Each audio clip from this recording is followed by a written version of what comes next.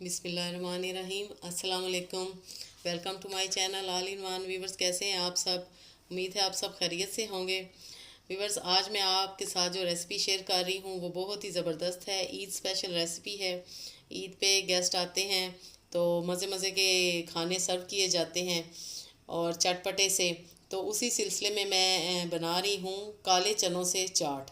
ये चाट इतनी ज़बरदस्त, मज़ेदार और चटपटी सी है कि हर किसी के मुंह में पानी आता है इसका नाम सुनते ही। आप ये देख रहे हैं, मैंने ये मिक्स की हैं चीज़ें। अब मैं आपको इसकी डिटेल बताऊंगी कि ये क्या क्या है।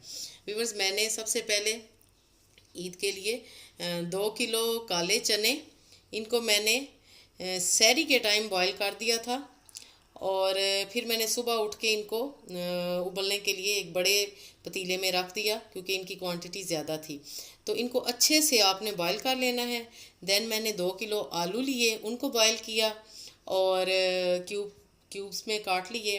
वीवर्स, फिर मैंने चाट मसाला, 4 टेबल स्पून चाट मसाला मैंने इसके ऊपर छिड़क दिया है। और उसके साथ मैंने 1 टीस्पून नमक भी इसमें शामिल किया है। देन वीवर्स, मैंने ये सलाद, प्याज, टमाटर, हरी मिर्चें और पुदीना ये मैंने इसके ऊपर डाल दिया है।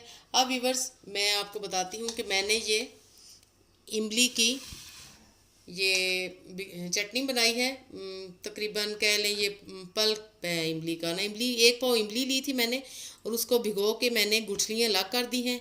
और ये उसकी अब पानी, गाढ़ा गाढ़ा सा पानी है, चटनी कह लें, वो तैयार हुई है।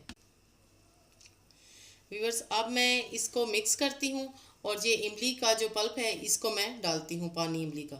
ये 1 पाव इमली थी और इससे बड़ा ही अच्छा टेस्ट आएगा खट्टे मीठे से। ये आलू चने की चाट रेडी हो जाएगी। और ये ह्यूज क्वांटिटी में मैंने बनाई है, आपके काफ़ी सारे गेस्ट इससे निबट जाएंगे और ये आपकी बहुत ही पसंद की जाएगी चाट। आपने ये रेसिपी ज़रूर ट्राई करनी है, बहुत ही इजी है। मसालों को मिक्स कर लें अच्छी तरह। आई होप आपको आज की रेसिपी ज़रूर पसंद आएगी, तो लाइक करना और शेयर करना मत भूलिएगा। और व्यूअर्स, जिन्होंने अभी तक मेरे चैनल को सब्सक्राइब नहीं किया तो काइंडली मेरे चैनल को सब्सक्राइब करें, बेल आइकन को प्रेस करें, जो कि बिल्कुल फ्री है।